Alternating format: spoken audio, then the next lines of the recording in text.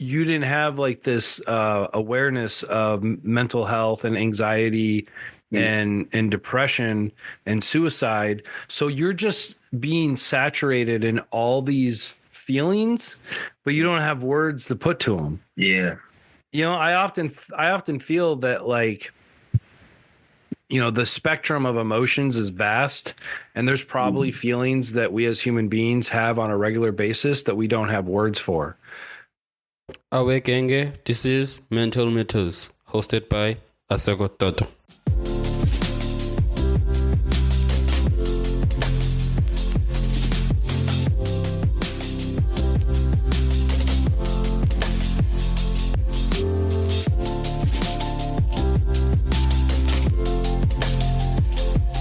Hello, everyone. Welcome to another episode of Mental Mythos. I'm your host, Asego Toto. And before we dive into today's incredible conversation, I have a small favor to ask. If you enjoy what you hear today, please take a moment to rate and review our podcast on Apple Podcasts, Spotify, or wherever you listen. Your feedback not only helps us improve, but also helps others discover the valuable insights we share every week. And if you find today's episode particularly inspiring or insightful, don't forget to share it with your friends, family, or anyone you think could benefit from it. Thank you for your support. It truly means the world to us. Now, let's get back into our conversation. Okay, actually, I understand. And as I've said, that in terms of trying to get into your personal journey and impact in terms of your overview when it comes to suicide. So, how did the loss of your brother to suicide affect your mental health? What were some of the biggest challenges you faced when you dedicate of him?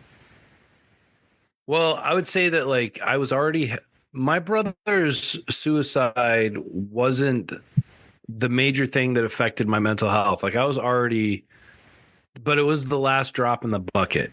I was already dealing with, like, a lot of stuff, as like being a 24-year-old, not knowing his place in the world, which I think is a big thing for people. Knowing who you are, knowing what you're about, knowing what you want in this life is important for the first steps for taking care of your mental health. When my brother died, like, we had kind of had a falling out for a few years, and the last 4 months of his life, we were coming back together. So we were starting to reconnect in our relationship with each other. And so losing him so close to,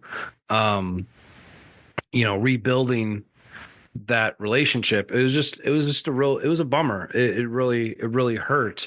For me, I think some of the biggest issues came with how to navigate my parents' grief and trauma.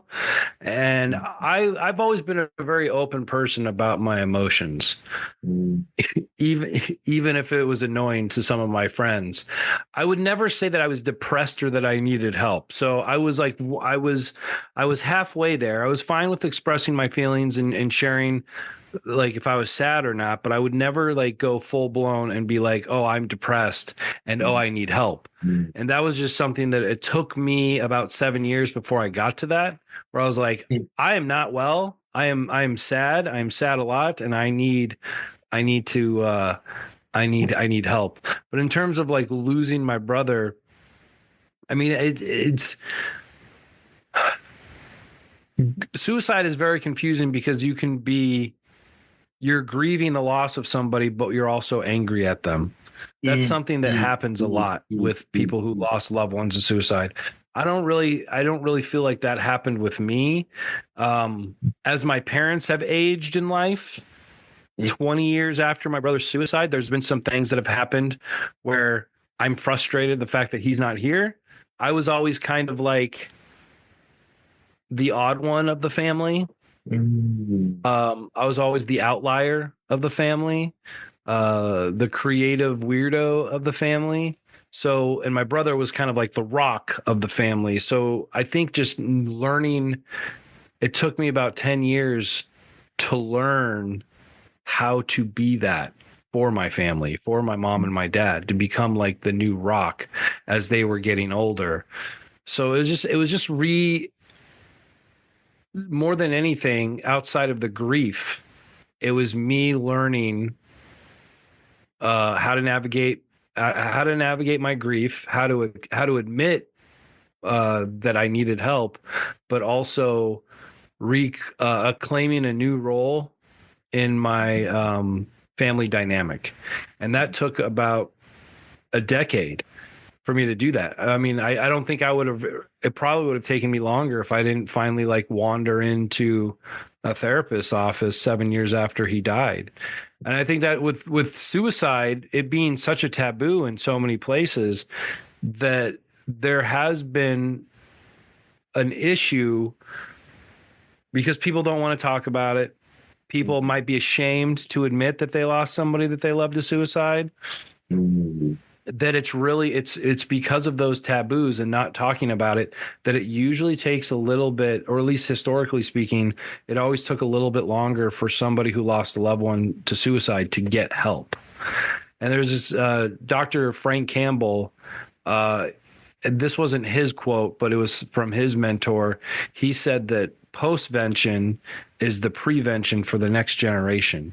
And postvention is pretty much seeing a therapist or going to a support group and talking with other people who had lost loved ones, who have the same experience, who have lost loved ones to suicide, so that one, you realize that you're not alone and how you feel, and two, you have people that you can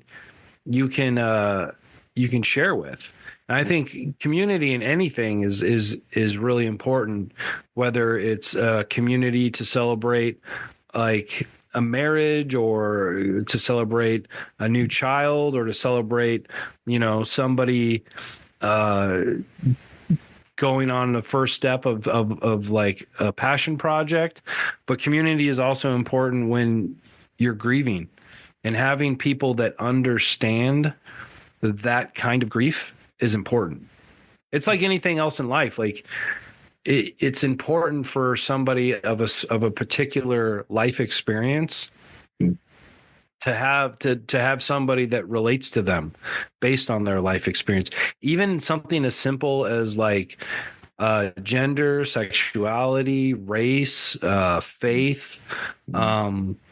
There's only so much that I can relate with individuals based on my inherent foundational programming, which is a white heterosexual male in the United States of America.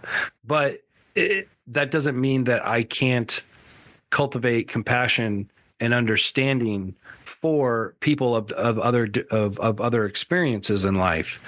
But there's only so far that I can go without knowing what it is to live in your skin. So, and that goes the same when you've suffered like a trauma and you're grieving. Like if you've never lost a parent, or if you've never lost a friend, or if you've never lost somebody, and it doesn't matter whether they die of natural causes or an accident, but even with like suicide is just another level to that. Like, not only is my loved one gone, but they took their own life.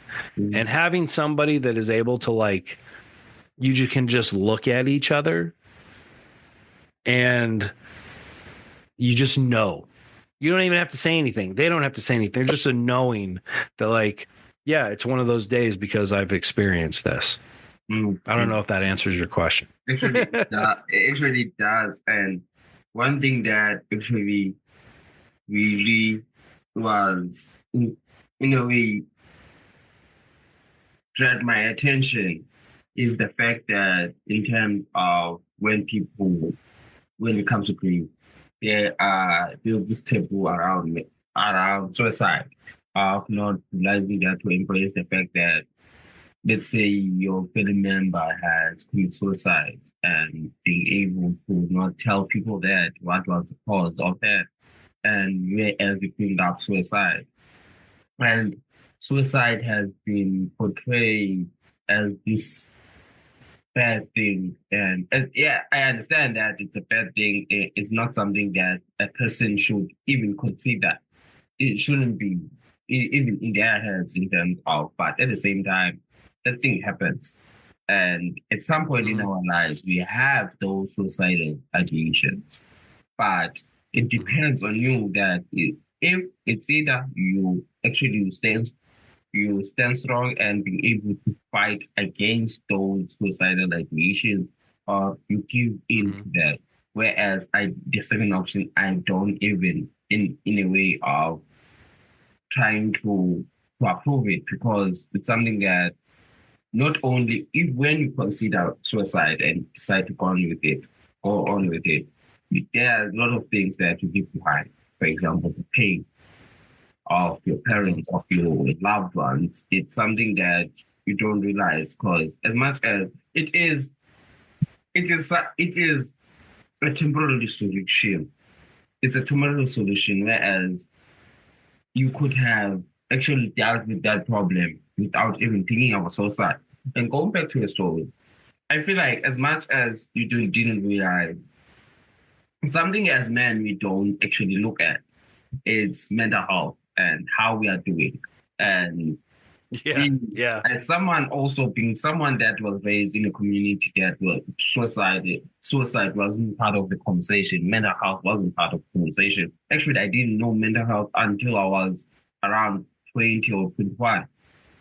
And all my life, I didn't actually, I wasn't being told, but okay, this is suicide. Okay, this is mental health. This is depression, anxiety. And myself, I had those ideations of suicide. Myself, I had those ideations of, I would say, in terms of depression, having depression and not knowing what was this actual feeling. Why am I feeling this way? And at some point, I realized when I arrived in the city, oh, flip, this is the feeling that I always felt. And that pushed me to push the narratives around mental health. Back then, before COVID, actually, mental health wasn't popular, and COVID struck, and it really exposed a lot of things when it comes to mental health. When we are too isolated, realizing that some people have these kind of thoughts. And in a way, sometimes when I look back, I'd say that COVID-19 was a blessing in disguise in a perspective of mental health. So it brought your awareness to it? Yeah. Actually, it did. It actually because that's the thing that I think is like wild to me. Like you didn't have this awareness of mental health and anxiety and depression and suicide. So you're just being saturated in all these feelings, but you don't have words to put to them. Yeah. I often feel that, like, the spectrum of emotions is vast, and there's probably feelings that we as human beings have on a regular basis that we don't have words for. I mean, that's where poetry comes in, is trying to describe a feeling that you have. So like, I'm just thinking about you going through all that, not having an awareness of that. I mean, that just to me just feels like it would be so much suffering and madness that I have these feelings, but I don't have the words to describe them. Yes. Yeah. That's wild, man. That's so wild. I'm sorry, man. It's something that in overall that you sometimes when you come, for example, the reason why I started this podcast was that for the fact that people should know about it. People should there should be that awareness, as you've spoken about awareness. It's funny that you brought up poetry. And I feel like it was my first medium of expressing what I felt in terms of on paper. Anyway, I remember having this field of emotions. As much as I was writing my emotions, but I didn't know what was it. Was I feeling depressed? I was feeling anxious. And whereas first, I remember the first year I did write about my feelings was back in, if I'm not mistaken, 2018. whereas I wrote around more than 200 poems. And if